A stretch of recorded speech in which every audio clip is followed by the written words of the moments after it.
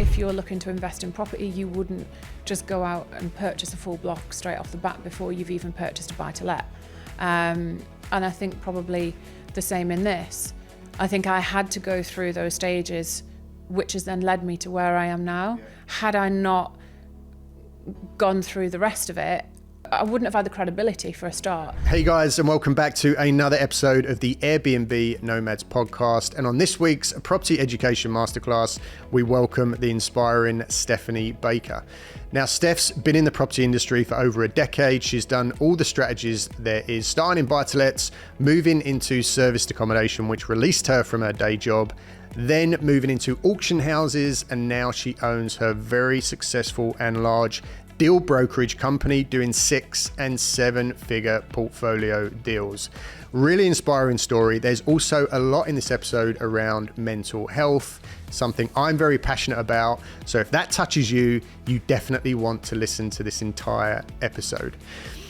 Guys, on that note, if you get inspired from anything that you hear in this show, if you get knowledge, and if it kickstarts you to start your entrepreneurial journey, please do follow the show. Leave us a review. It helps us so much. And if you've got any questions around property or serviced accommodation, leave your question in that review. We'll pull it out, give you a shout out on the show, and also answer the question on our midweek Airbnb Nomads Toolbox episode that releases every Thursday.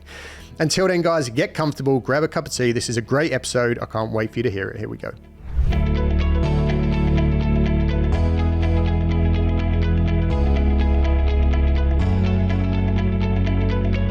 Steph, thanks for coming on the show. Thank you so much for having me. Appreciate you making the effort, coming all the way down from Manchester, a nice little 3-hour drive. Yeah, nice little early morning start. Yes, I do appreciate the effort. I wanted to get you on because I've seen you on socials. You've got quite a big following. I love the content that you're putting out. I love also what you're doing in property for a few different reasons. You started off in serviced accommodation. You was able to replace your income, right? Get out of your job, which is impressive by itself. Then you moved into other property strategies. You've now been in the property industry for a decade. Again, very, very impressive. I love what you're doing now. You're brokering these large, big property deals, big numbers. We're going to talk about that. Very, very impressive. The level that you've got to and the speed that you've got there at.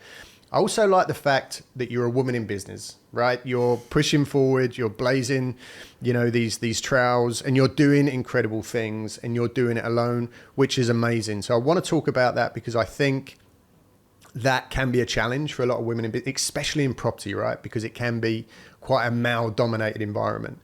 So we're going to get into some good, juicy stuff in this episode. So definitely stay tuned. We're going to hear all about Steph's story. So Steph, why don't we start with where you used to be? Take us back to what happened before you decided that the day job just wasn't for you anymore. So I think we actually spoke about it before. We both used to work on yachts, didn't we? We did. Oh yeah, yeah. So what a small world. I mean, depends how far back we want to go. But so originally, I left school and wanted to train horses. That was it. 16, didn't really have no degree, had terrible GCSEs, and I can relate to that. Yeah, wanted to, train horses the rest of my life, and that was it. And soon realised that horses don't make any money. And so I started off in a couple of just standard office jobs, worked for a drainage company. I did that for 3 years. Well, like Dynarod, one of those companies. Yeah, Metro. Well, I started off with a different company, then ended up with Metro Rod.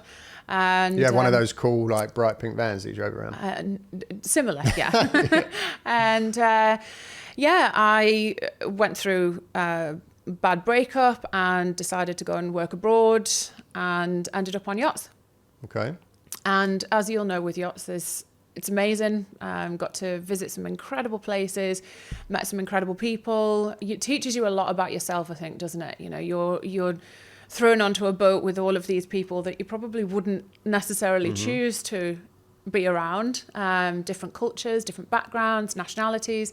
And really grew me as a person, I think, as well. And I think you probably relate to that too. Absolutely. And tell me, Steph, what were your reasons? I mean, I left the UK when I was 21 and never really came back. Now I live in Spain. I ended up spending over 10 years working on super yachts. I had my own personal reasons for leaving the UK. There wasn't enough there for me. I just felt like there had to be more to life. When you left, was it always meant to be just a temporary thing? Were you just going out to kind of try and find yourself, or was it to make money, or was it purely the breakup and you needed to get away?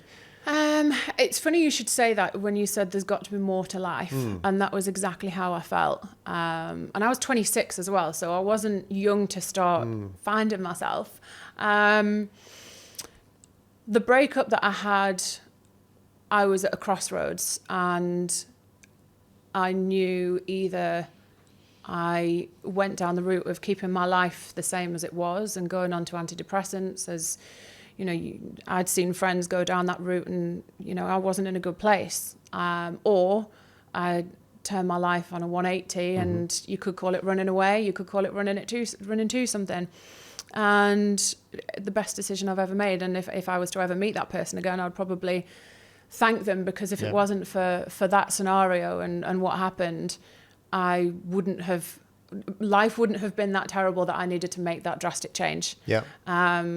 And getting a one-way ticket to France to go and, you know, wheel your suitcase down and, you know, on a whim and a prayer and a hope that you're going to get a job working on a yacht. So you went to Antibes? I did, yeah. So for people listening and watching at home, probably the closest that they'll get to this crazy industry that we both worked in is the program Below Deck. And so many people say to me, oh yeah, I know what it's like working on yachts. I've seen Below Deck. And I'm like, guys, it is not like that. The crew are not sitting in the hot tub popping corks of champagne and given wads of money at the end of charter. But yeah, it's a crazy. So how long was you working on the yachts for? 6 years. 6 years. Private, not charter. Yeah. So I didn't quite get the great tips, but it was still very lucrative. Yeah. And then the money that I made from that, I invested in a couple of buy-to-lets. I didn't really know a massive amount about property at that point, but I knew that from my upbringing, my mum had always said to me, bricks and mortar. Yeah. So I knew that was the direction that I wanted to go in. So rather than spending the money that I would earn on shoes and handbags, it went into cheap buy-to-lets up north. Very, very clever. And what's interesting, Steph, about what you just, you know, explained in the last couple of minutes is it's so common to so many other people that I have on the podcast who have done really, really well. It was the result of failing, right, at school, or failing in the eyes of society, and basically getting backed into a corner where they were essentially unemployable, without the grades, without the degrees, without the university education. And then it's like, shit, I need to create something. So you go out there and you hustle and you network and you meet people and you have to take chances and risks and get comfortable being uncomfortable. And then shit just starts to happen. Whereas if you left with all these degrees, and I've had this conversation so many times, you just end up getting the job, corporate world, climbing the ladder. But a lot of the time you end up doing a lot better off financially by carving your own way, which is what you've done. Yeah. So I would say to people who maybe don't necessarily fit into that box of, you know, the grades, the qualifications, you know, the degrees, that you can still do really, really well by doing your own thing. Well, it's like university, isn't it? They say that's probably one of the biggest scams. And I'm so grateful that I didn't, you know, waste all that money going to university to get a degree in something that would never have served me in life anyway. Now, I'm not saying doctors and nurses and, you know, professionals like that definitely should be going to university. There's a place for those people. Yeah, we need those people. But yeah, I think, you know, would a plumber go to university to learn the trade? No, they would learn it from the ground up. Sure. And I think if you've got a chosen profession that you want to succeed in, learn from the ground up. Yeah, 100%. So what made you come back? You did your 6 years on the yachts. You're stashing away money, because I know, like you do, that when you're working on yachts, one of the best things, you're not paying out a penny. Your accommodation's covered. You're eating great food, morning, you know, afternoon and evening, you know, and everything's going in the bank. Yeah, no taxes, not bad. It's a great way to save money. And now that I'm a bit older, I have to stop myself sometimes from like preaching to younger people, because now I'm like, I'm getting to that age where I'm like, if I could go back in time, you know, I'd do. And sometimes I find myself talking to younger people who are like 16, 17, and they're entering into the workplace and they're fighting, trying to, and I'm like, you know, there is another road you could take here. You could travel the world and get paid for it a ludicrous amount of money, pay no tax, and have zero outgoings. You could do that for 3, 4, 5 years and come back and literally buy a house outright. Yeah. And beat life's game by doing that. That is an option. It's not for everybody. Like you said, you get thrown on a boat with people that maybe you wouldn't necessarily ever spend time with in the normal world, but it's a great option. So what brought you back in the end? It's the sacrifices, you know, as much as, and you'll completely relate, Yeah. you know, the sacrifices that you make for that lifestyle, you know, everything in life is a double-edged sword. Yep. And I was hitting just gone 30, or 31, I think it was. And I didn't want to sleep in a bunk bed anymore. You know, I didn't want to, working on the yachts, your life is beholden to your guests. There's a famous saying, isn't there, that when the guest walks onto the passerole, your soul leaves your body, and it does. And as much as, you know, there was a lot of positives, and I wouldn't change that for the world. You miss birthdays, weddings, funerals. You lose friends. It can be quite an isolating life, although it's really refreshing in one side, you lose the other side as well. So I think for me, you know, your body clock's ticking as well. Yep. I wanted to settle down, and that wasn't really going to happen working on the boats. So You literally basically just explained every reason why I got out too. Because day to day, it was this magical life where I was bumping around in this bubble of comfort with zero stress, no issues whatsoever. Everybody else is like cost of living and can't pay my bills, and I'm just like, you know, buying silly things and, you know, living the good life. But like you said, all the time in my mind, I'm like, well, where's the exit here? Like, what? I'm not learning anything. I'm not progressing. I'm not challenging myself. I'm just getting up, keeping this boat clean that's already clean, and making coffee for these guests. And I knew that I needed more. So same reasons really. I think it is a little bit harder for the women in the industry because you got the biological you know, the body clock's ticking. I get that. And when you get to that age where you know you want to start settling down, maybe having a family and stuff like that. So completely understand. So you knew that after that you were going to take the money that you'd saved and you were going down the property world. Were you educating yourself while you was thinking about that transition? Yeah, I think probably more so as I went along. So obviously bought a couple of buy-to-lets, had a couple of fall-throughs, and obviously each one, you know, teaches you something. So I learned sort of as I was going along, and I think when you're actively investing and it's your money that's going into it, you take a little bit more notice, don't you? So, but when I moved back, I knew that the best way for me to learn, because at the time I didn't realize that property was a whole community where people got on and people made friendships from it. I mean, now some of my closest friends are in property, but at the time I thought it was a very isolating life. I thought investors all hated each other, and I was very naive. So I thought the best way for me to get started would be to start working for an estate agency. So I started working for one of the top estate agencies in the Northeast. Things went from there.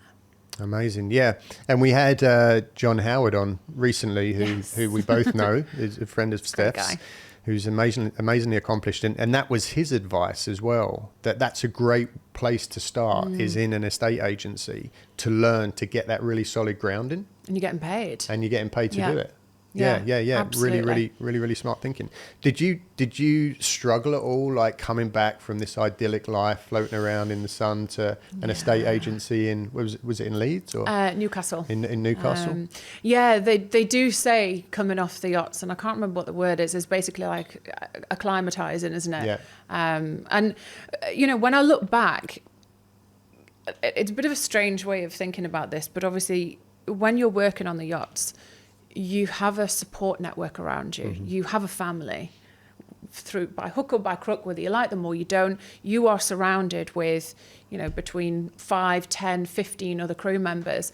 And you build a very, very strong, close bond with those people, don't you? You know, you're working with them, living with them, partying with them.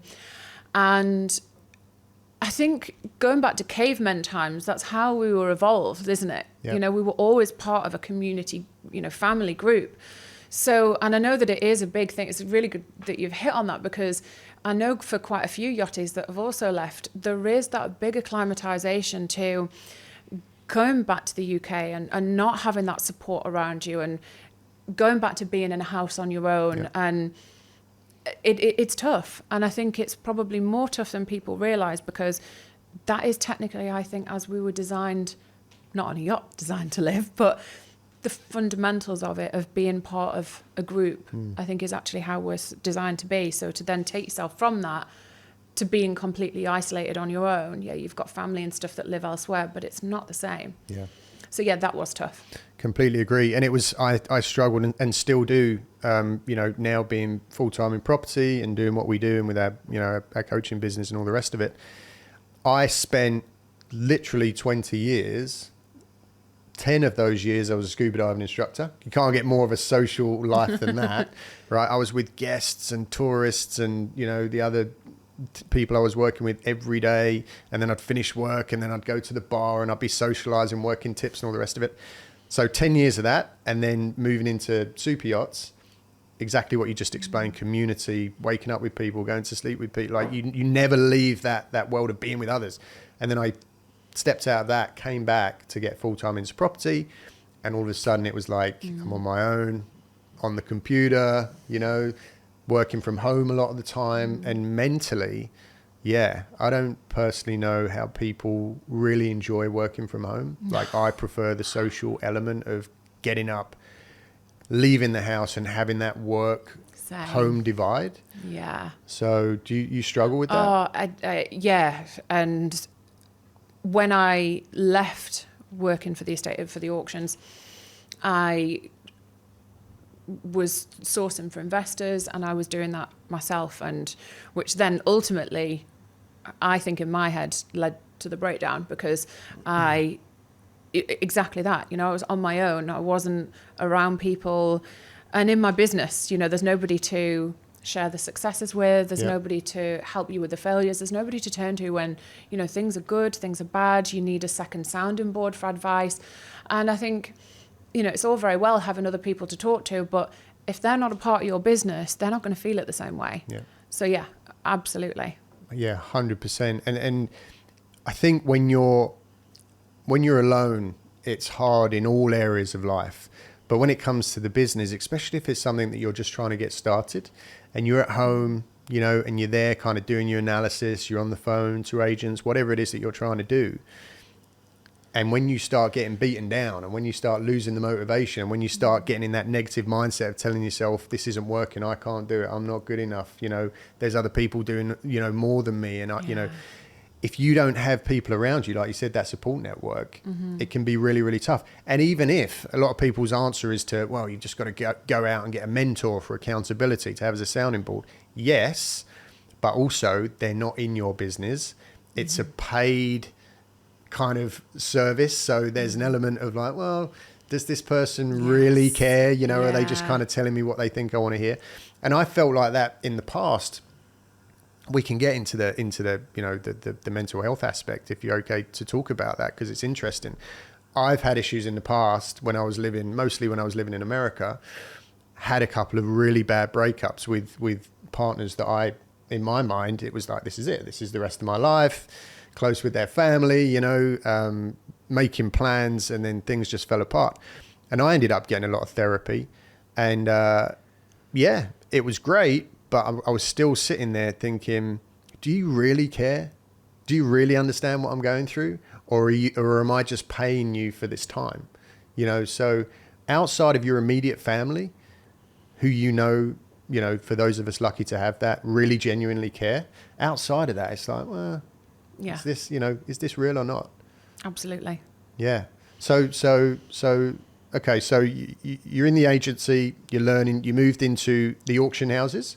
So the estate agency had an auction branch division. Yeah. And I mean, to be honest, the director of the estate agency really took me on at face value. I was just some random girl that had worked on yachts but didn't have any experience in the industry, had a couple of properties of myself, but he really took a punt on me, and I will forever be grateful for him. And I think that I work better working with people, and I found that because he'd taken the punt on me, I would do anything to make sure that I made him proud, if that made sense. I didn't want to let him down. Sure. So I worked harder than everybody else, learned as much as I possibly could. And the auctions, there's just a lot of money to be made in the auctions. So instinctively, my ears pricked up. It was the certainty for both the vendors and for the buyers as well. We got paid on exchange. Exchange was immediate. So it was just a lot more straightforward. You know, there was a lot less fall throughs. They had their own sales progression team. So I could focus on what I now realize I'm best at, which was the selling. And I loved it. Absolutely loved it. So going into the auctions was probably really what catapulted me to figure out what I was good at, and what I actually enjoyed doing and what I wanted to later focus on. So would you say that you found that you really excelled at like people skills, deal making, relationship building? Yeah. I'm the same. And I wonder like how much of that came from the decisions that we both made early on to leave, to have these experiences, to be in these heavily social environments where you have to become a team player. You have to be able to hold conversation and work with people. And it's so important. And John was talking about this, you know, you can have all the knowledge in the world in your head and know every single strategy there is out there. But if you just want to sit at home and look at data analysis, nothing's going to happen. Because property is a people's business more than any business. You've got to be out there shaking hands and buying coffees and having meetings and cracking jokes. And, you know, so that's what you found you were good at. And then you took that into the auction house and you're a good seller. Yeah. And I'd never sold anything before. So I had no idea that I was any good at selling. It's only when the results went up on, you know, leaderboards and stuff. And then I was like, holy shit, maybe I'm good at this. And I think when you enjoy something, I think naturally you are better at it. And yeah, it was just catapulted from there. And I think especially as well, when people confirm the results, like no doubt you had people coming up to you saying, Steph, wow, like you just crushed that. And you're leading the board and you're so good at sales. And when you start getting those, you know, those confirmations of what you think you might have found something like a bit of a superpower, all it does is it just lifts you up more. Yeah. And I think I earned, in my first year in auctions, I earned the company just shy of $1 million in profits. So wow. I was like, holy shit, this is, I think that was my ultimate way of also, you know, paying back the dues of the guy who had sort of taken me on in the first place, that I'd made it kind of in that sense. So how long did you stick at the auction house for? 3 years. And in that time, weirdly, I think it's always been on the back of my mind, you know, I've always wanted to be able to earn as much money as possible and not have somebody sort of telling me what to do. And I remember being at work one day, I think I wanted to go to the races, or I wanted to do something. And my boss at the time said, well, I was managing a team, and he said, you can't go tomorrow, or you can't go, whatever holiday it was. And I was like, but this is my life. I want to be able to live my life, and if I can't go on holiday when I want, then that's not my life. Weird thing to catapult you into being like, right, okay, something's got to change. And at the time as well, I'd done a refurb, and I'd managed to pull all my money out on the refurb. So I had this sort of cash in the bank, and I was like, well, what do I do with it? Because I didn't really know what the next route was. I wanted to sort of learn and explore that more. And so the two things combined were a really good opportunity for me to be like, yeah, this is going to be a catalyst for the next stage in my life. So then I sort of looked down the education route, and as a result ended up going down the rent to service accommodation. Right. If you love to travel like me and you understand the power in escaping the money for time exchange trap, but you just don't know how to do it, then building an Airbnb consultancy business could be exactly what you have been looking for. Right now in the UK, there is a completely untapped opportunity through helping struggling Airbnb hosts by turning around their underperforming properties and generating you huge commission payments in the process. We are going to teach you all of the tools and all of the techniques that we've learned over the last 5 years through building our very own multiple six-figure Airbnb business, arming you with everything that you need to swoop in and save the day. Minimal startup costs, zero risk, and almost unlimited potential. Sound good? Welcome to the Airbnb Consultant. Contact us through any of the channels included in the studio notes to get the conversation started.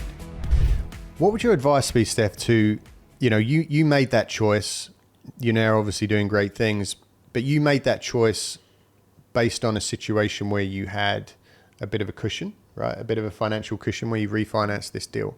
What would you say to people that are maybe in that position that don't have that financial pillow, but are just desperate to get out of their life and their job? What would your advice be? The reason I ask that is because you see a lot of people that say, screw it, I've done my week's training, I'm going to quit my job and go all in on property. And maybe they've got $5,000 in the bank. Yeah. What do you think about that? I think that there's a lot of get rich quick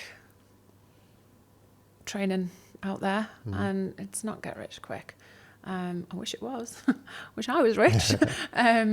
But I think the best advice that I would give, to my younger self, if I was to do it all over again, I would find somebody who is doing what I want to do, doing it successfully, digging into that person so I know that they're actually successful and not just saying that they're successful and have a good following. And I would do whatever I could to be around that person, whether that was making them cups of tea, whether that was, running errands for them. Because if you're in that environment, I think, why did I become successful in estate agency and in auctions? Because I was doing it all day, every day. So if there is any opportunity to be around somebody who is doing what you want to do, give your time up to them for free, because what are they probably lacking?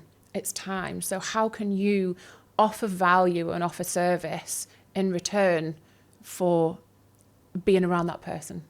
That would probably be the biggest thing I could say. It's quite an old school way of doing things. By the way, I completely agree. But in today's world of the training courses and the get rich quick theories and the, do a week's training and then, just go out and quit your job and go all in. Like, that's now what's selling. That's like the sexy way to do it. What you're saying is how things used to be, where you'd go in and kind of exchange like some sweat equity for value over a longer period of time. And I think that that's a fantastic way to do it. So what do you think about, the training, the education opportunities today, specifically around property? Because I know, and anyone who's in property, looking at property, searching property, doing property, when you open your social media now, whether it's Instagram, Facebook, TikTok, all you see is stop scrolling. You need to do this course. If you want to do that and you want to get rich and you need to do property, and here's me and my Lamborghini and I've made this much in 6 months and I live in Dubai. And there are so many people that are out there. I don't know whether it's gullible, naive, or so desperate that they're willing to believe all this stuff, that they are falling hook, line and sinker day in, day out for these bullshit courses. And they're taking the little bit of money that they've got in their bank account, plus maybe a credit card, and they're going all in on someone that they really don't know shit about. They haven't researched, no due diligence, but the social media ad was bang on. That was me. I did that. I was gullible. You have said exactly what I did down to a T. And do I regret it? No, because I think everything in life brings you to where you are now. And I think a lot of it has to do with mindset. You can pay all the money in the world to any trainer you want. It doesn't matter how good or bad that trainer is. If you aren't prepared to put the work in, you're never going to get anywhere anyway. Yeah. So I do think a lot of it comes down to mindset. If I was to do things again, I would do them very differently. But at the same time, I am where I am, and the experiences that I've gone through have brought me to where I am. Do you believe that we've all got like this predetermined, pre-programmed road that we're on, and you're going to end up where you're going to end up regardless? And all the way along that journey, there's these different doors that you could choose, but ultimately you're still going to end up there? No. No? No, I think you evolve and change as a person consistently, I believe. Every day I wake up and I want to be a better person, whether that's, personally, through business. And I think if you are of that mindset where you're constantly growing and evolving, and your mindsets and views will change. I've been having therapy now for 2.5 years. And if I was to be sat here as the person that I was 2.5 years ago, well, I wouldn't be sat here if I was that person. And I think if you have, I've gone into therapy and I want to, I'm like a sponge. I want to be a better person and I want to learn how I can be better in every area of my life. And I think if you have that mentality, the roads now that I would take, I probably wouldn't have taken them before, or I would have made the wrong choices, or I would have engaged with the wrong people. So I think, personally, I think life is constantly evolving and changing, and different options become available to you based on the decisions that you make. Yeah, okay. I'll tell you the biggest thing that I believe, and I'm sure you'll agree with this, and anyone who's sitting here talking to me would have found this to be true. The only way, there is no way on this earth that you are ever going to achieve your potential without putting yourself outside your comfort zone. And taking chances and putting yourself in situations that absolutely scare the shit out of you. But once you've done them and that's in the bank and it moves you forward, it kind of keeps you motivated enough to do it again and again and again. But it's also so easy at the same time to just say, you know what, that's just a little bit too scary, a little bit too hard. I might embarrass myself. I might mess up. I might lose this. I might lose that. So I'm not going to try. And when you play that game, that's when you stay completely stagnant and you never come close to achieving your potential. Absolutely. What is it they say? Everything that you've ever wanted is on the other side of fear. Yeah. Can you give me a couple of examples of things that you've done that have really scared you in your property business? Oh, God. Networking situations, speeches, deals you've done. Yeah, so like networking for a start. If somebody had said to me, 5 years ago that I would just walk into a room full of strangers, that I had no idea who they were, that they didn't know me, that I would just go and introduce myself to people, I would have said, are you mad?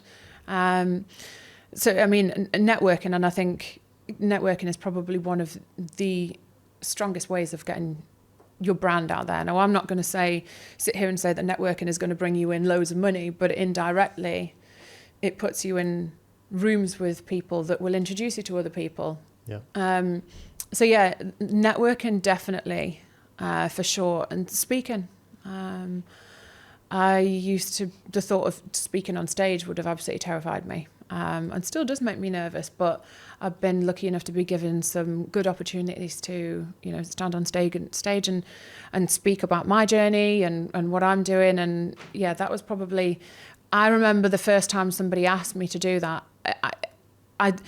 I have this mentality where I'll say yes to most things within reason.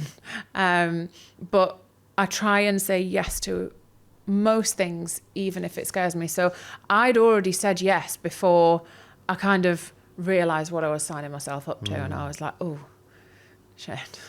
I think everyone at home will agree that probably the idea of public speaking is up there. It's one of the scariest things, and I completely, concur. Like I've done a few speeches and keynotes and presentations and yeah, it's a very, very scary thing. But isn't it interesting how it catapults you and your brand and your authority, like literally overnight? You stand on a stage if you have presence and just present. And this is what we say to our mentees: the mindset of understanding and believing and recognizing that wherever you are on your journey, even if you're not where you want to be right now, or you're not where you're ultimately going to get to, wherever you are, even if you're just beginning, you're still ahead of people who are behind you, right? And they're looking up to you, and they're inspired by you, and they're motivated by you, and you might encourage them to take chances to get to where you are right now. And it's all relative. You're looking at the next person who's higher up the ladder and going, oh, I want to be there. And maybe they're looking back at you thinking the same thing, and they're looking up as well. So it just keeps going up the ladder. So you got to remember, wherever you are, you've got the potential to inspire other people and to make them take action. Yeah, it's a nice way of putting it. Yeah. It's really, but it's a mindset thing. And a lot of the people that we work with, we work hard with them to make them recognize you are amazing. And what you're doing does take a lot of guts. And you need to be telling people that, because actually it's selfish not to hold that stuff in, because you could be helping others. All right, so let's get into the Airbnb stuff. This is what ultimately got you out of the job, and you replaced your income with serviced accommodation. Tell us a little bit about that. How did that happen? So obviously I invested in my education. This was the strategy that I chose to go down, and Yeah, obviously I to be honest, I thought that it would be a lot easier than what it was in terms of... You didn't get rich in 7 days? Come on. Shame, I know. Rookie. I thought with a background in estate agency, I thought I would fly at getting the properties. I'm good with people. I had sales experience. I was like, I'm not going to have a problem with this. And I probably had about 3-4 months of no's. Bad luck, bad deals. Before I got my first one, and then I got 3 in a month. So for anybody that's sat there thinking, you know, I'm just sick of getting no's, and it's cliche to say it because everyone says it, don't they? It's one no away from a yes. But it is true. It is true. And yeah, then I ended up getting 3 in a month. And what were they? Were they apartments, houses? Yep. What was your target market? Yeah. So actually, my first one was. I'd had that many no's, and I think I was about 3.5 months in. I was so frustrated that I actually, because your training obviously already tells you, you know, stick to your city centres, don't veer out of it. And I was that frustrated, I actually went for an area called Whitley Bay just outside Newcastle. And it was a coastal resort. But I was that determined that I just wanted to get a yes from someone. Give me something. Give me something. Give me a cardboard box. I'll take it. And I remember I'd had about 4 no's that day, and I was sat on my couch at home, and I was scrolling through, I think it was Gumtree or something, and there was this landlord, and he advertised this, and it looked all right. So anyway, it'll do. He said, oh, I can do you a viewing in about 20 minutes. And I was like, great, I'll be there. Booted it down in the car, and really lovely older landlord. And I was just straight and up front with him. And he said, I really admire you for wanting to start a business, and I want to take a punt on you. And I really hope your business succeeds. Oh. And yeah, we agreed a deal, and that was my first property, and it's still my best performer. 3-4 years on.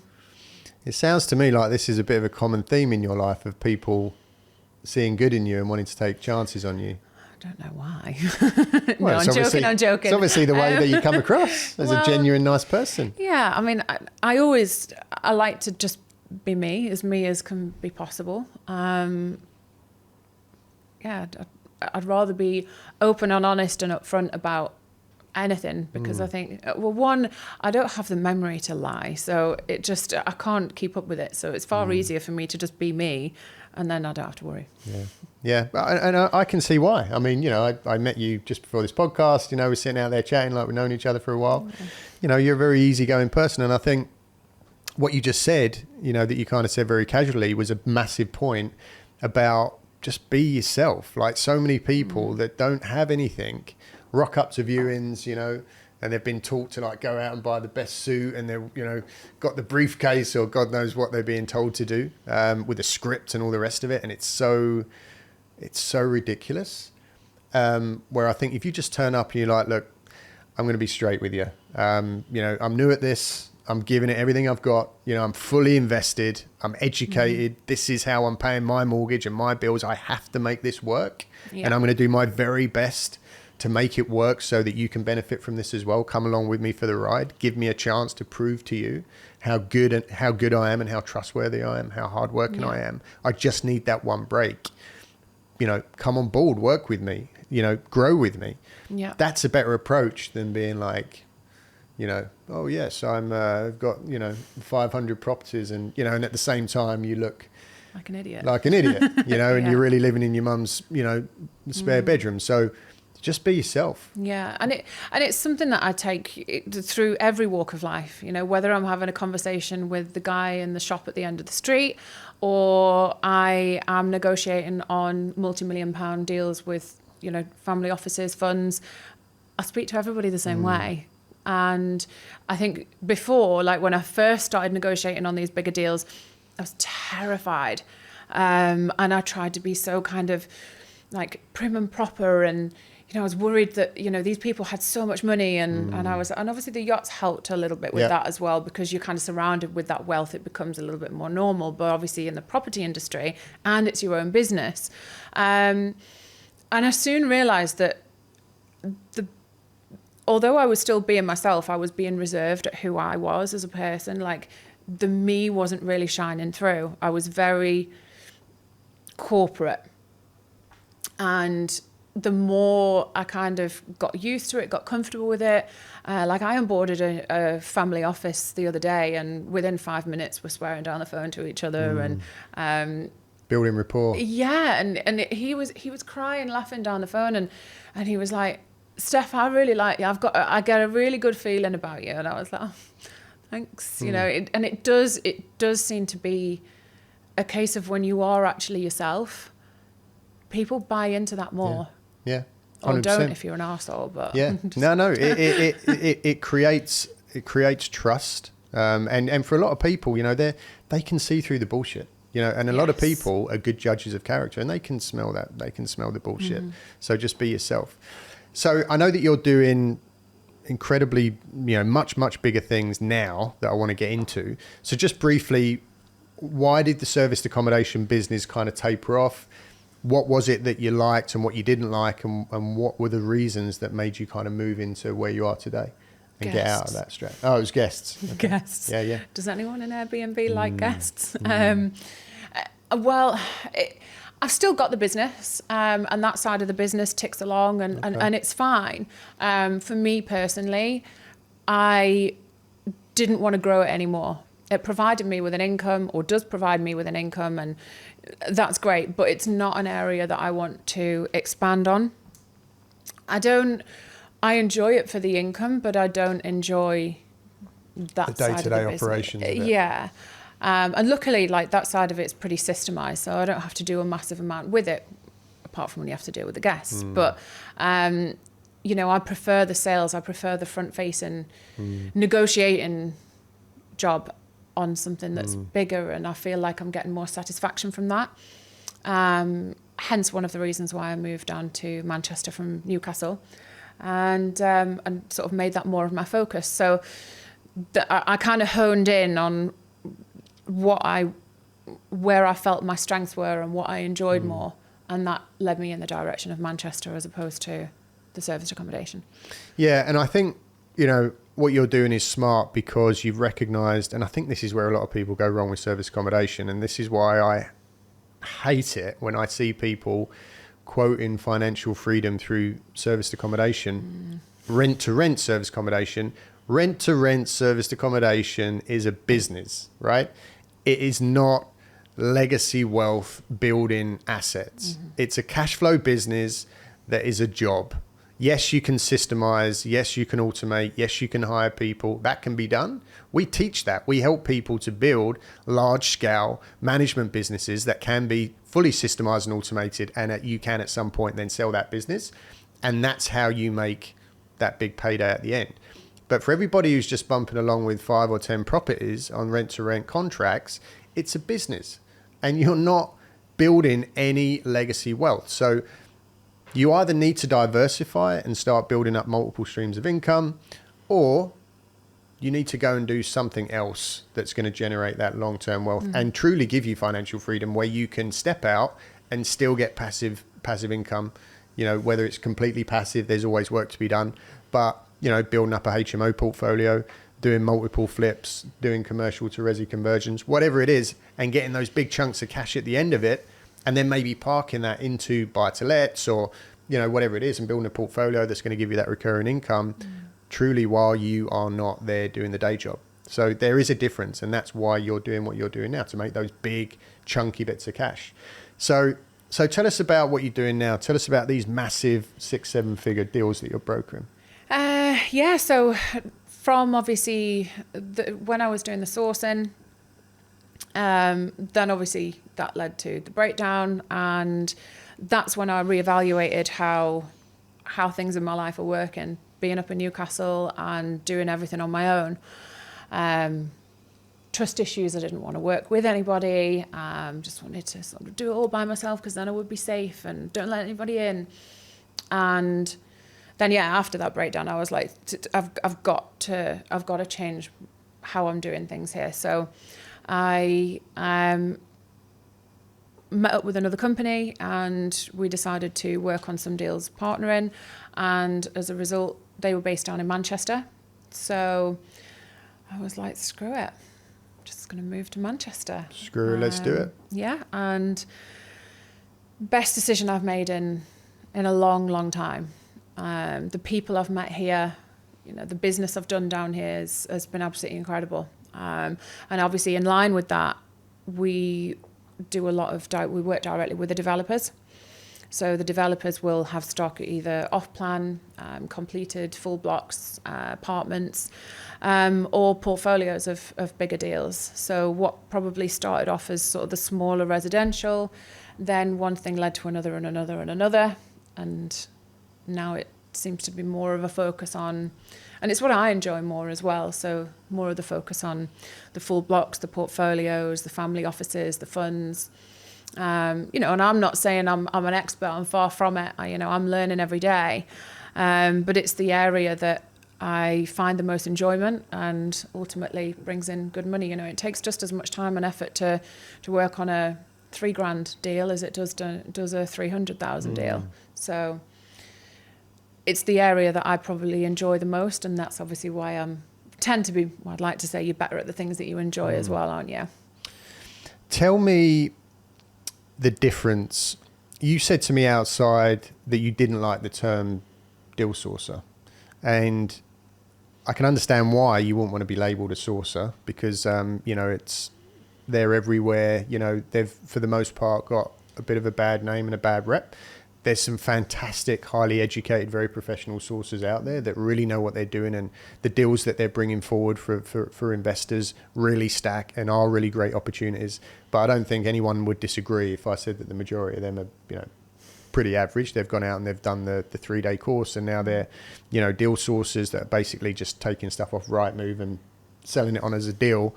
So what is it that you do different to all the other sources out there, and what kind of sets you apart with your specific strategy and business that you're doing? So rather than working with an individual investor and an investor coming to us and saying, we want X, Y, and Z, predominantly we work with the developers. So the developers, and we work with a multitude of different developers on either, some of it's exclusive stock as well. And obviously, as long as the numbers are right, we work with those specific developers. We then introduce those developments to investors, to funds. We will also work with the developers to bring together a portfolio for the bigger buyers as well. So if a bigger buyer says, yes, I like this, but actually I've got 80 million to deploy, so we need this, but we need to work with the developer to get 5 or 6 other blocks. We need this doing. So we'll broker deals for specific clients that we are already working with the developers for. Okay. So you've already got an oven-ready pipeline of large-scale development deals. So is your kind of day-to-day job more about trying to find investors or attract investors?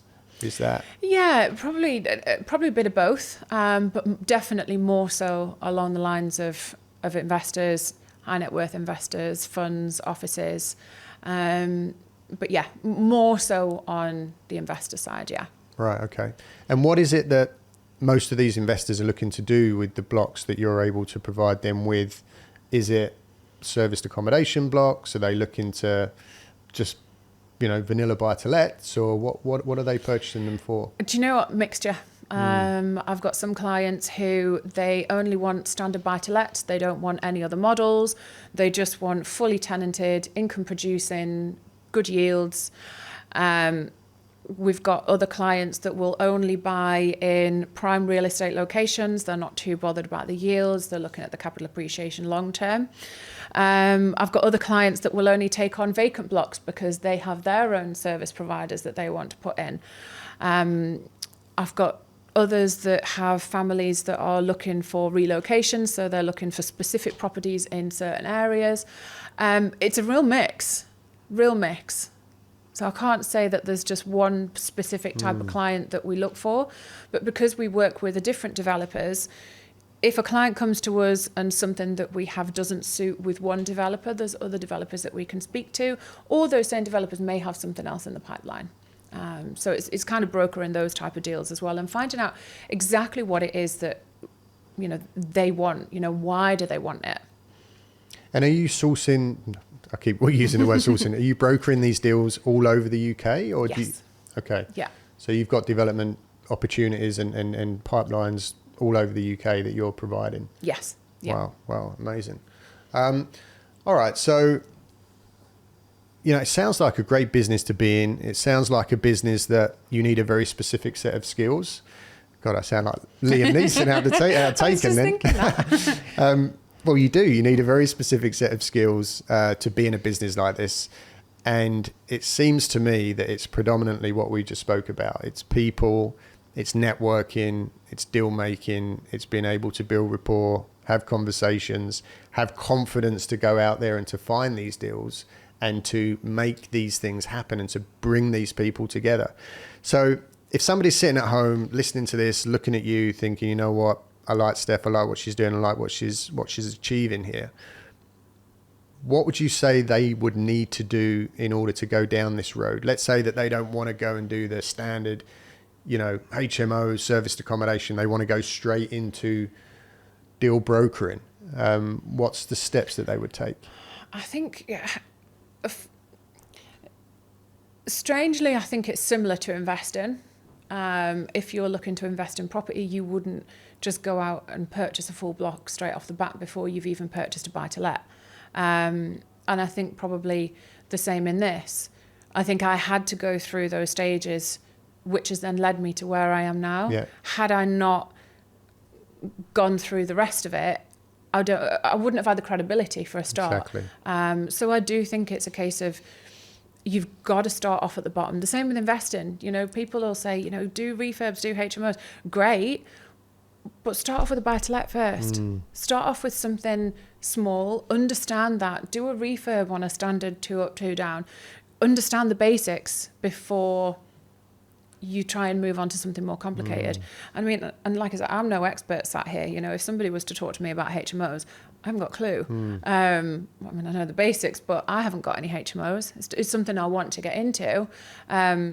And if I was, at least I've got the grounding now. I've done enough refurbs. I've got buy-to-lets. It would be the natural progression for me. But I wouldn't have dreamt of coming in straight away. And I know some people do it, and hats off, all credibility to them. Like, I think that's amazing. But personally, I think start off at the bottom and work your way up. And no doubt, like you just said, everything that you've done leading up to having this very successful business that you've got now and doing big numbers, a big element of being able to get to that, no doubt, was the fact that all of the things that you've done leading up to this, you've created a black book, right? Of contacts, of agents, of developers that now allow you to go out and source these deals. Whereas if you haven't done anything and you're just sitting at home picking up the phone saying, oh, can we help you offload, this huge block of 200 apartments? They're going to be like, well, what have you done? Yeah. Who are you? What's your history? Yeah, exactly. How can we look into what you're telling us you are? Where's your authority? It's like anything. There's no, my dad was telling me this yesterday, actually, we're talking about the things that I'm doing with the podcast, with the other arms of the business. And he's saying, right now, what you're doing at the hard yards, the hard work that maybe isn't necessarily paying you, all of the rewards overnight, but they're the building blocks that, as long as you keep building those blocks, yeah, at the end, you're gonna have something substantial. So, yeah, really, really good. So much more that I want to talk about, and aware that the clock's on double time here. But I want to talk a little bit about some of the challenges that you may or may not have experienced as a woman in property, in business. Have you found that you at times maybe haven't been taken as seriously in a very male-dominated industry as a woman? Yeah. Has that been something you've experienced? Yeah, more so from older generational men. Yeah. I think obviously because of my appearance, blonde, bimbo, I think sometimes, yeah. But at the same time, I'm under no illusion that it's probably helped me get through some doors as well. I think it's how do you use your strengths to help you get to where you need to be, but also can you deliver on that? So, I'm not going to sit here and say that it was terrible and I've had a real tough time of it. But I'm also not going to say it was easy because, for instance, I've been to networking events where, there's been older men there. In fact, actually, more recently, there was a guy I was on the phone to just yesterday, actually. And I had a client that was looking at putting in an offer of 7.5 mil on a portfolio. And the client had a certain way that they wanted the offer producing because it was a big fund. And the mandate, or the mandate who is, so a mandate's the person who is direct to the seller. So the mandate was being really awkward. And I was like, right, I'm just going to get on a call with him and just try and sort of get a little bit of flexibility, a little bit of movement. Let's try and negotiate here, rather than just being so standoffish that, no, this is how it has to be. Well, look, can we work around it? Can we negotiate? Can we come to an agreement on both parties?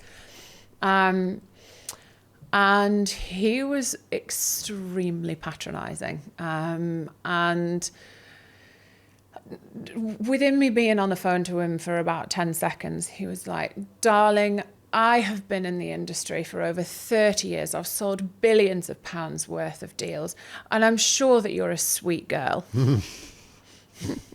Well, I wasn't sweet then. No, I held it together. But I thought, would you speak to another man like that? And actually, when I was sort of starting to try and work out, question, just from an understanding point of view, why he wasn't happy with X, Y, and Z, he couldn't give me a reason why. His reasoning behind it was just that, well, we can't do that. Well, why? Why can we not do that? And how can we work around it? But there was just a straight flat out no. We since found out that he was not the mandate. Right. And was somebody trying to sort of broker a deal in between. So sure, I think things get pretty spicy when you're dealing with those kinds of numbers. Yes, and I think sometimes, not being sexist here, I think sometimes men, their ego plays a bit of a bigger part in it. Especially from the conversation he had at the beginning, he had to provide me with his credibility as to what he'd done. At that stage, I couldn't give a shit. I just wanted to get the deal across the line. Do you feel that you use your looks and your brand to your advantage in any way? I am my brand. I want to be able to pivot my brand to whatever I'm doing.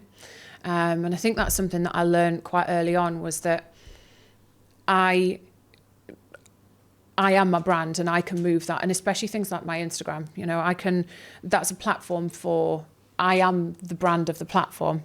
And I think that's really important for a lot of people. And we were discussing it earlier, weren't we, actually? So I think I see quite a few people on Instagram that have got like these, and I know it's a big thing at the moment, these faceless accounts. For me, if I'm looking to buy something, I want to know who I'm buying from. And if that person doesn't even show their face, how can you resonate with what they're selling? So yeah, for me, absolutely, I am my brand. Does it bother you knowing that a lot of men maybe follow your account because of your appearance? Oh. Rather than the fact that you're a really smart businesswoman? Yes and no. Yes, in some degree. A bit of a funny story, actually. So I had a TikTok reel that actually did really, really well a couple of months ago. And but it did really well for all the wrong reasons. So I was wearing a pair of nylon tights, just legs crossed, talking about a supported living. And someone's obviously made a comment about me wearing nylon tights. And he went viral. So then obviously it sends it out into the For You page for all these men that must like women in nylon tights. So I had hundreds and hundreds of comments all about the nylon tights. And it went really, really well, but pointless. Because it's the wrong gone. audience. It's completely the wrong audience. The people that are talking to me about my nylon tights, are they really serious Yeah, investors? I don't think they're going to be buying blocks. No. They're not going to be buying blocks. They might be buying the tights, but they ain't buying the blocks. They probably want to meet you for other purposes, I Yeah. would have said, but probably not investing. Yeah, and now I think I've become very, very savvy to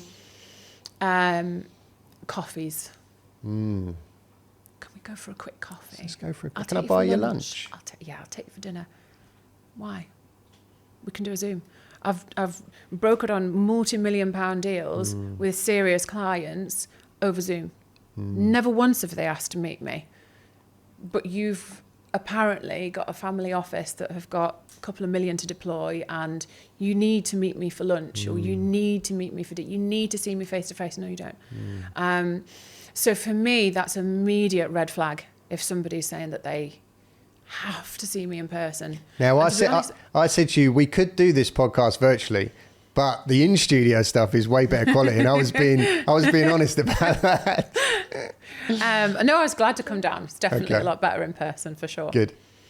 But yeah, definitely red flag if somebody's, it depends, if it's somebody that lives around the corner and, you're around, and it's different, but you get a different vibe. Yeah. So yeah, I'm very cautious of having my time wasted more than anything, like it's a disrespect of somebody's time. You're like, we're all busy. A Zoom will take 30 minutes of my time. We can chat about exactly what needs to be talked about. A coffee's an hour, 2 hours. For what? Yeah. What's your reasons behind it?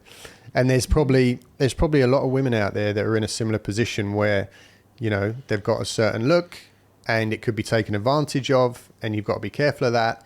But I think it's completely fair, if you're blessed with a certain look and you've been very fortunate in that department, why not use it?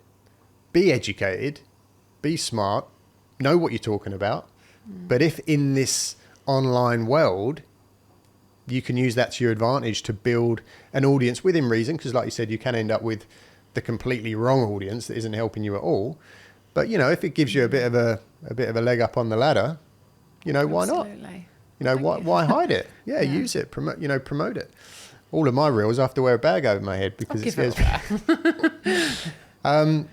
Okay, cool. So I'd like to kind of finish up the last 5 or 10 minutes of the podcast talking around mental health, if it's okay with you. I'd like to maybe touch on, I kind of put a pin in it when you said it earlier, but, I wanted to kind of keep it to the end. I ask all of my guests on the show, how's your mental health? Because, property is a very lonely game. Life is tough. Everybody's out there hustling. Not everybody's doing well. Challenges, failures. And with social media now, everyone's just setting the world on fire. Everybody's in a Lamborghini by the time they're 18, all balling it in Dubai. And it's easy to sit at home in your little home office and just think, you know what, this isn't working, and that's before you add in family issues, relationship issues, financial issues, traumas in the family, whatever it may be. And when you add all that stuff together, you can find yourself in a pretty dark place. I know I've been there.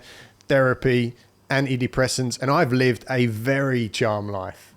I've spent 20 years chasing the sun, scuba diving around the Caribbean, working on super yachts. For me, my downfall has been women, relationships. I've had a couple that have just absolutely crushed me, and whatever was going on in my life, however good my life was at that time, it's I felt at the time like I'd lost everything, and it wasn't really worth trying to continue to achieve, because that person that I'd made the plan to do it with had all of a sudden disappeared, and it kind of really knocked me for six. So do you mind telling us a little bit about your experience with your breakdown?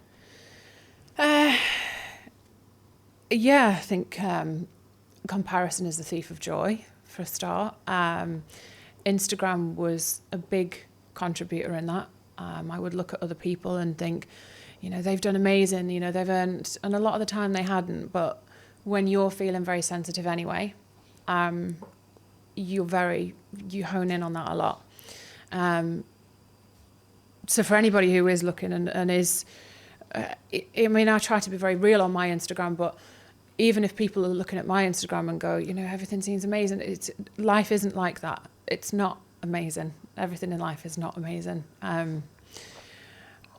Having therapy was the best thing that I ever did for me. The person that I've become off the back of it is far different to the person that I went in. I haven't got much family. My mum's my only family. And doing the business on my own, so navigating that, like you said, failed relationships, when it all comes at once is not a great place to be, especially when you don't have anyone around you. So yeah, that was really tough. And I think if I'm being completely honest, and I don't know how many other women would probably agree with this as well, is the more successful you become as a woman, the less opportunities for relationships there are out there, whether that be because men feel threatened, because somebody once actually said to me, and I've heard it on a few different podcasts, I've never actually heard a woman talk about this, only men, but I do agree with it, was that men will date up, level, or down. Women will historically date, level, or up. Well, the further you go up, the less there is above you or level with you. And I think you, especially in modern culture at the moment, you're seeing more and more successful women single. And it's interesting seeing that dynamic in comparison to, you have the Andrew Tates of the world and people who are, whether you like the guy or not, you know, I think there's a lot more people like him coming on the bandwagon now and working with a lot of men who maybe don't feel like they have a place anymore because, you know, women have just kind of skyrocketed up. And I think, you know, you're a man, you may be able to tell me a little bit better than me, but I do think that some men maybe feel a little bit left behind. And I think it's important, especially for maybe men who have grown up without fathers or maybe not with good role models. It's having good people around them to help them become better themselves as well. Does that make sense? Yeah, absolutely. Yeah, I mean, yeah, of course, you know, the Andrew Tate revolution, there's a lot of men out there that, yeah, do feel left behind, that don't really know their place in life, you know, that the things have changed a lot, you know, in the home environment. So was it loneliness that kind of pushed you into a dark place? Was that the kind of catalyst? That and feeling like I wasn't good enough. Right. I didn't feel like I was good enough. I thought I didn't have value to offer. Why was that? Because you were doing great things. But I didn't feel like I was. At that point, there was a point I think I hadn't had any money come in the bank in like 3-4 months. I couldn't see the light at the end of the tunnel. And you'll know as well as me, it can literally be, you can have a conversation, you can have, you know, weeks of nothing seeming like it's going anywhere. And then you get 3 deals accepted in a day. So things can turn around very quickly, but I think when you're in the midst of that, you can't see it. And for me, it was, the loneliness was definitely a factor. I was lost, just completely lost. And I didn't know how to get to the other side. Yeah. I don't know if you can relate to this. I mean, for me, you know, I'm a single guy. I don't have kids, right? Because of the the life that I've chosen, which has been incredibly transient. I've had multiple long-term relationships that I thought were the one that are then, you know, went off a cliff for various different reasons, geographical challenges, visa challenges, just simple breakdown, or them wanting kids and me not, or vice versa. There's always been something. So now, you know, not having any of that, sometimes when I'm like pushing, trying to do this and do that and achieve and, you know, start new businesses and whatever it is, sometimes I lay there and I think, why am I doing it? Like, what am I doing it for? What am I trying to get to? Because I don't have that person to share it with. And I know, like, at some point down the road, that person's going to come along. But what I've also learned, and I think it's part of getting older and some wisdom and, you know, looking back with hindsight at some of the relationships that I was in, I'm now at a point where I'm like, okay, I'm by myself, I'm doing my thing, and I'm definitely not going to settle. For anyone who's going to come along and just wants to slip in there to just not make me the best person that I can and not help me grow and not be going in the same direction as me, like, I'd rather just be by myself, because all that stuff is just distraction that's going to slow me down. And once I've got to the place that I feel I want to get to, and then I feel worthy that I've achieved and I've done what I feel I'm capable of, then naturally and maybe subconsciously you start to carry yourself in a different way, with confidence and with positivity and with, you know, high self-esteem. And then I believe that the universe starts sending out little gifts and little rewards and dropping things in your lap. And that's the time when you should be looking to kind of bring someone into your life. And someone said to me years ago when I was working on this tiny little island in the Bahamas, when I joined the yachting industry, and I was working on this tiny private island, and I made this really good friend called Candice, really enlightened, one of these like really soulful people. And I was going through yet another breakup, and I was on this tiny island in pieces. And she said, you know what, Alex, you should only ever bring someone into your life that's going to complement things, that's going to make things better, right? Until you're at that place where you're fully happy and content with who you are as a person, where you are in life, what you're doing. Once all that's perfect, that's the only time that you should be bringing someone into your life to make things better. Because if you're bringing someone into your life to try and fix those things that are missing, it's never going to work. And when she told me that, I was like, you know what? That makes a lot of sense. I've got to focus on getting to where I want to get to first. And then once I'm there, then start searching for the perfect person, right? To come in and complement things. Yeah, absolutely. Fully agree. Yeah. So you better now? Yes. Honestly, Manchester was the best thing that ever happened to me. You know, I've sacrificed a lot being where I am, and therapy is probably a part of that. You know, I think people go into therapy and think, you know, it's going to make everything better, and it does, but there is sacrifices to that as well. I've, you know, family relationships in some cases. I've lost my best friend. It's not always easy, but what I have learned is that on the back end of that, I wouldn't be successful here in Manchester and have the friends and the relationships around me if I hadn't gone through that. And different times and different hardships and different decisions. Like 3-4 years ago, I didn't have boundaries. I wouldn't have known how to install a boundary. And since learning how to do that and then implementing it, not everybody's going to like that, because you're then becoming a different version of yourself. And that was a hard, real hard part for me to get through. But on the flip side, I'm now a far better person for it. And you know what you want. I know what I will allow, and I know what I'm worth. Before I didn't. So yeah, it's not always easy, but you know, you've got more of a grounding of yourself.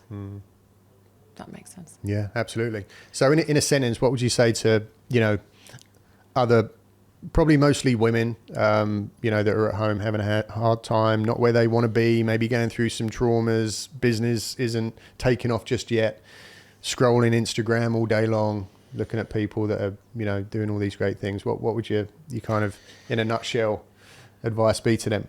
For a start, mute every account that's making you feel like that. It definitely helped me. Every account where people were bragging and talking about how great they were and how great their businesses were and how much money they'd made, and it all could be very credible, but it wasn't doing my mental health any good at the time. So mute those accounts straight away. Try and find a balance.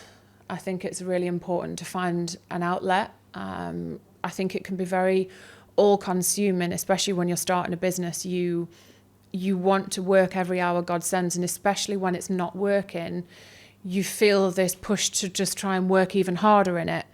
And actually, I was a busy fool because I don't even really think I knew what I was doing. I knew what I was doing, yes, but I was a busy fool. I wasn't being productive. And I thought I was working hard, but it was actually exhausting me more because I wasn't being productive with my time. And I would self-sabotage and punish myself and not allow myself to do things that I would enjoy because I would feel too guilty because I wasn't working in the business. Yeah. And I remember when things got bad, my mum actually said to me, she was like, I don't want you to pick up your phone. I just want you to sit and not think. And that was the first time anybody had actually said that to me. And I was like, what? You don't realise how much you're avoiding by not doing that. So I'd say take a few days and just put everything on ice because you come first.